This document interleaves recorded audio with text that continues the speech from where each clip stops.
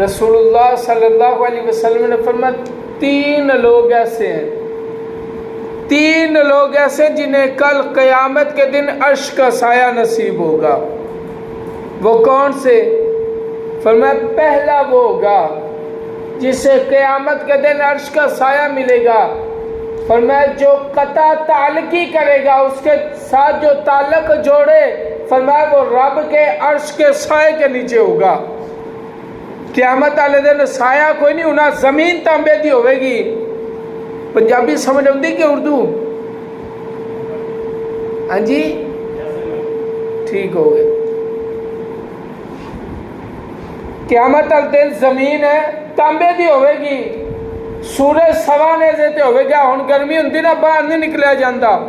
असीं कहने हजूर बड़ी धुप है, जुमा पढ़न जाना तो उदों जावांगे जो इमाम कहे जी हुण खुतबा शुरू हो गया।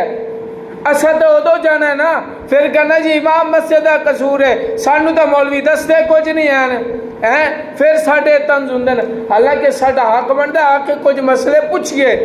सुनो रसूलुल्लाह ने क्या फरमाया?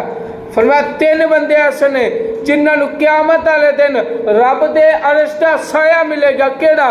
फरमाया, सिल मन कता का। फरमाया, जेड़ा तुहाडे नाल रिश्ता तोड़दा है ना, जेड़ा बंदा उनदे नाल रिश्ता जोड़ेगा, फरमाया क़यामत वाले दिन रब नूं अर्श दा साया नसीब फरमाएगा। ऐसे बंदे नूं अर्श दा साया मिलेगा जेड़ा रिश्तेदारियां जोड़ेगा। अब पता है साढ़े लिए की रिवाज है, असी कहने ने मैंने शादी ते नहीं ना सद्या, हुणे मर गया मैं इनका मुँह भी नहीं वेखना, है ना। असी कहने हुणे मर गया मैं मुँह भी नहीं वेखना, मेरी पर जहन्नम में जावे। क्यों बुजुर्ग इदा ही गल्लां ना साढ़े लिए? पता क्या असी कहने, जे मेरे लिए एक बारी बुलावे तो मैं 7 बारी बिस्मिल्लाह, जे नहीं बुलाऊंगा तो मैं भी नहीं बुलाऊना। कहता मैनू इन्हें वेख के मुँह इंज किया तो मैं तो गली पर उदी लग जा संगा।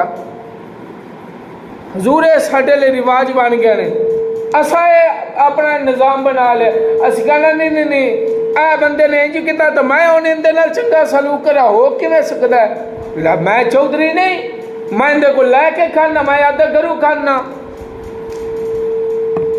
ठीक है, साडा हिसाब बन चुका है जी। मैं कह रहा इन्होंने घरों लैके खांदा पे रोटी, अपने घरों खावेगी, अपना कमा के खावेगा, फिर मैं इनकी मिन्नत करा हैं? मैं इनके को माफ़ी मंगा, मैं इनके नाल चंगा सलूक करा। ओ भाई उन्हें कह मैनू सद्या है। और साडे लिए शादी के हिसाब होवे ना, अगर कोई बंदा रह जाता गलती के नाल भुल गया, अगर उन्हें शादी ते नहीं ना सद्या तो असा पता की करना होंगे? कमी दे हत्थे साढ़े लिए कमी एक लफ्ज़ भी बड़ा चले, असी जी बंदे के हत्थे पैगाम गलाना, ओ भाई लाना नहीं हो, 60 रुपये वापस करके जा, अगा वरत या मुड्डू भी ना वरत, मेरे पैसे दे के जा। असल नाल ये नहीं गल्लां हकीकत है। क्यों जी? इस तरह ये गलत गल्लां ने। हजूर ने फरमाया, सिल मन कता का। फरमाया, जेड़ा तेरे नाल रिश्ता तोड़दा है, जेड़ा दूर हटे, फरमाया तू उनदे नाल भी रिश्ता जोड़। जे तू उनदे नाल रिश्ता जोड़ लवेंगे ना, क़यामत वाले दिन रब तेनू अर्श दा साया नसीब फरमावेगा। थोड़ा गज वज के बोलो सुभान अल्लाह।